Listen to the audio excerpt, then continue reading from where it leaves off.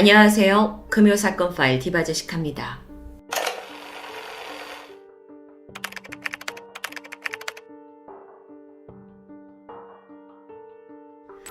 가출한 여성분을 도와드립니다.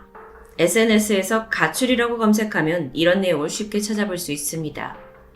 청소년들이 가출을 하는 데는 여러 이유가 있겠지만 많은 아이들이 가정의 학대와 방치를 피해 집을 떠나 거리로 나오고 있는 차가운 현실인데요. 이들에게 한 줄기 빛처럼 느껴지는 이런 문구, 무료로 숙식을 해주고 심지어 일자리까지 찾아준다는 이 사람들을 일명 헬퍼라고 부릅니다. 그런데 이 헬퍼들은 정말 아이들한테 보금자리를 마련해주고 자립을 돕는 천사 같은 구원자일까요? 2021년 3월 28일, A씨에게 이날은 절대 잊을 수 없는 날입니다. 가출했던 중학생 딸이 집에 돌아온 날이기 때문이죠. 그런데 반가움도 잠시, 딸이 털어놓은 고백은 충격을 넘어 경악스러웠습니다. 들어보니까 딸 B양이 가출 전 SNS를 통해 헬퍼와 접촉했습니다. 숙식은 물론 생필품에 용돈도 챙겨준다는 사람이었죠. 헬퍼는 자신을 30대 남성으로 소개했습니다. 그러면서 나는 이미 다른 여학생 한 명을 돕는 중이고 나도 어릴 적에 가출 경험이 있어서 고충을 잘 이해한다라고 말했죠.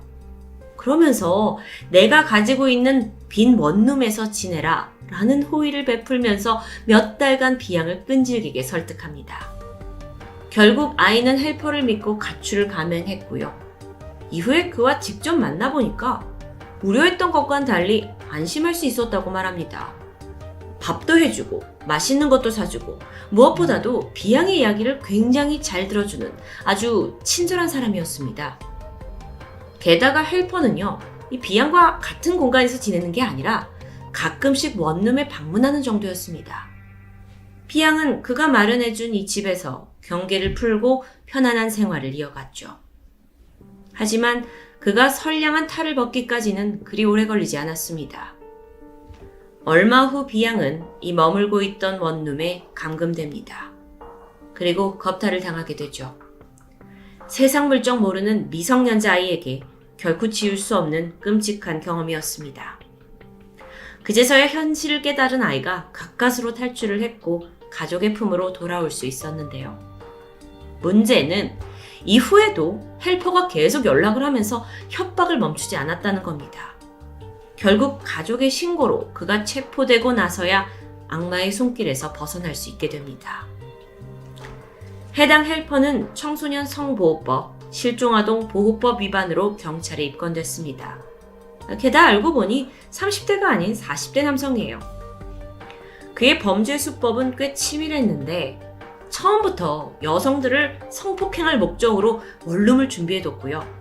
이 B양 같은 가출 청소년들을 여기로 불러들였던 겁니다. 아주 악질이죠. 아이들의 약점을 교묘하게 이용한 겁니다. 그런데 어처구니 없게도 이 남성의 구속영장은 기각됩니다. 주거가 일정하고 반성의 태도를 보이고 있기 때문이다 라는 이유. 뭔가 구속까지는 필요 없다라는 조치인데 범죄의 무게감을 혹여나 법이 가볍게 여기고 있는 건 아닌지 우려가 되는 부분입니다. 피해자 B양은 한순간에 저지른 가출로 인해서 평생 지울 수 없는 상처를 입었고요. 지금도 그 트라우마로 집 근처조차 혼자 나갈 수 없는 처지입니다. 세상에 공짜는 없다라는 이런 잔혹한 현실을 잘 모르는 미성년자들에게 헬퍼의 제안은 쉽게 뿌리칠 수 없는 유혹이었던 겁니다. 다행히 B양은 집으로 안전히 돌아왔지만 가출에 관한 비극적인 사건은 또 남아 있습니다. 2015년 서울 관악구에 있는 한 모텔에서 15살 한 양이 살해당한 채 발견됩니다. 아이는 원래 충북 증평에 살고 있었습니다.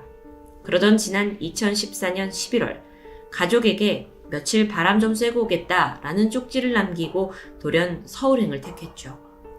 이후에 아이는 생계를 위해서 일을 찾아야 했는데 중학교 2학년 여학생에게 결코 만만치 않은 일입니다. 그러던 중에 성매매를 알선하던 20대 남성 박 씨를 만나게 되는데 한양의 헬퍼가 되어준 박 씨 그리고 그 일당은요.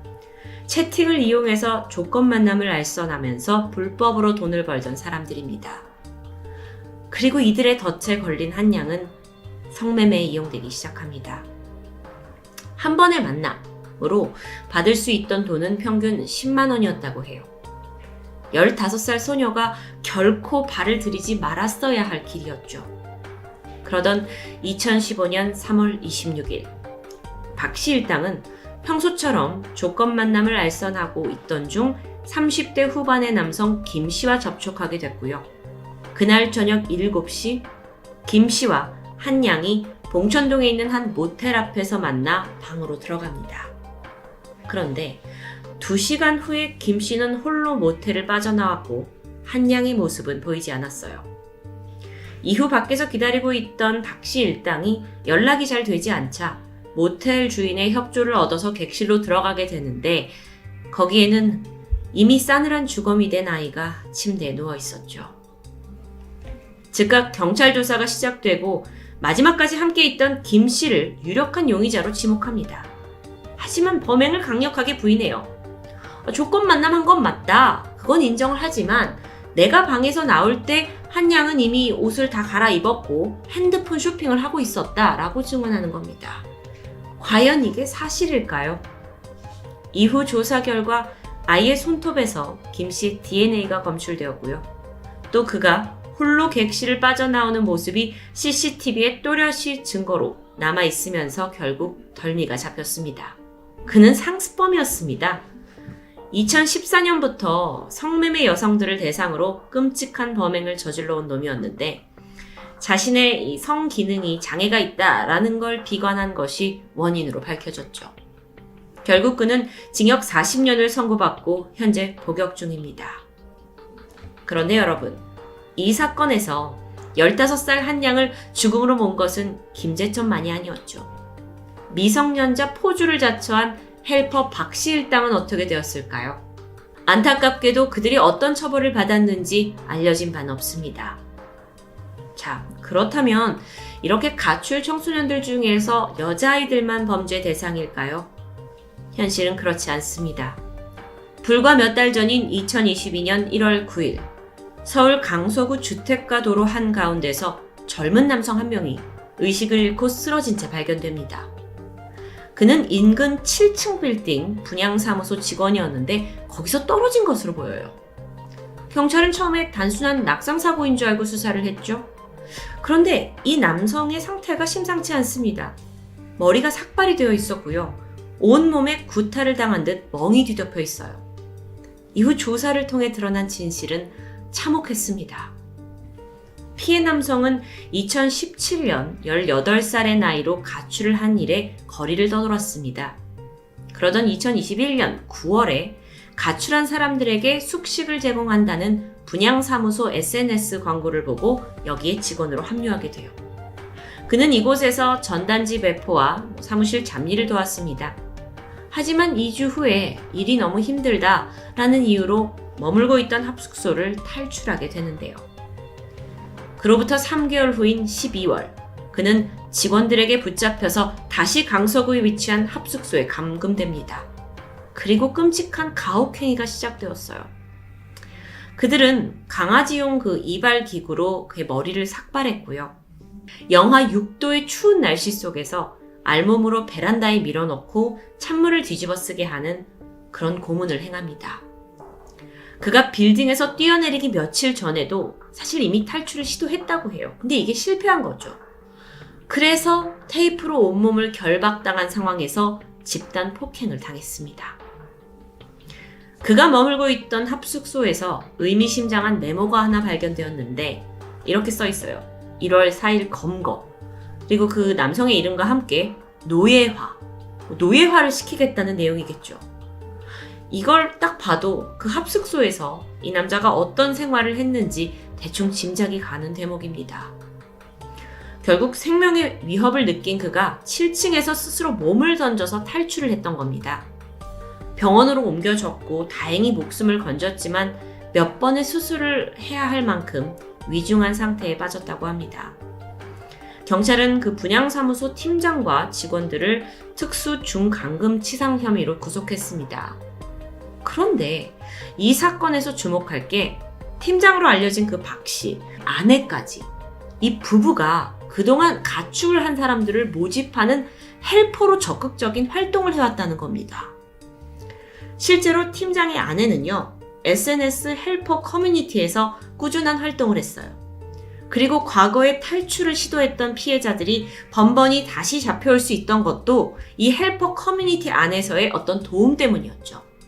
그러니까 이 헬퍼들이 조직적으로 움직이면서 전국의 가출 청소년들을 추적하고 또 먹잇감으로 삼고 있다는 정황입니다. 자, 이런 상황 속에서 가출 청소년들은 왜 위험을 감수하고도 헬퍼들을 찾아가는 걸까요? 단순히 이유를 찾자면 그 헬퍼 외에 의존할 곳이 없기 때문입니다. 다시 말하면 안전한 보호시설이 턱없이 부족하다는 의미겠죠.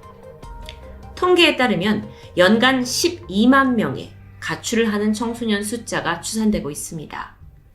이 숫자에 비해서 정부에서 운영하고 있는 청소년 쉼터는 전국에 집계된 곳만 135곳, 각 쉼터가 평균적으로 수용할 수 있는 인원은 10명 안팎입니다.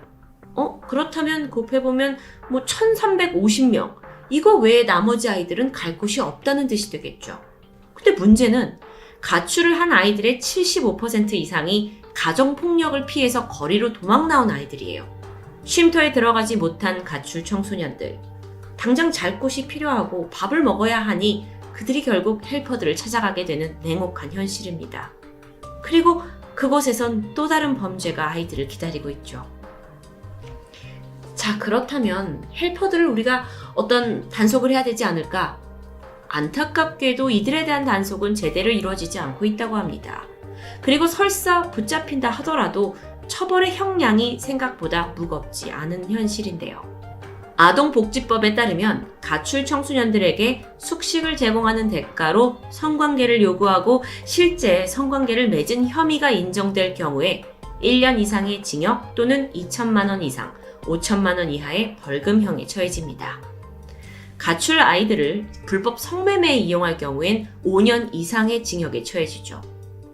한 사람의 인생을, 미성년자의 인생을 망칠 수도 있는 이 무거운 죄질에 비해 처벌은 다소 가볍다고 느껴지는 건 비단 저 혼자만의 생각은 아닐 겁니다. 물론 정부는 이 아이들의 보호를 위해서 쉼터를 확대하는 대책을 마련 중입니다. 그런데 이것 또한 쉽지 않아요. 우리 마을에 가출 아이들을 위한 쉼터가 생긴다? 이걸 반대하는 여론이 크기 때문입니다. 이 쉼터에 소위 불량한 아이들이 모인다는 그런 인식 때문이겠죠. 가출 청소년. 어쩌면 태어날 때부터 못된 습성을 가진 아이 아니야? 라고 생각하실 수도 있습니다. 하지만 제대로 된 가정의 보호를 받지 못한, 어쩌면 이 사회적 구조의 약점이 낳은 부산물이자 피해자일 수 있습니다. 이 아이들이 어디로 가야 할까요? 근본적인 문제를 해결하지 못한다면 헬퍼와 그들의 범죄를 쉽게 막을 수조차 없는 현실입니다. 금요 사건 파일 디바제시카였습니다.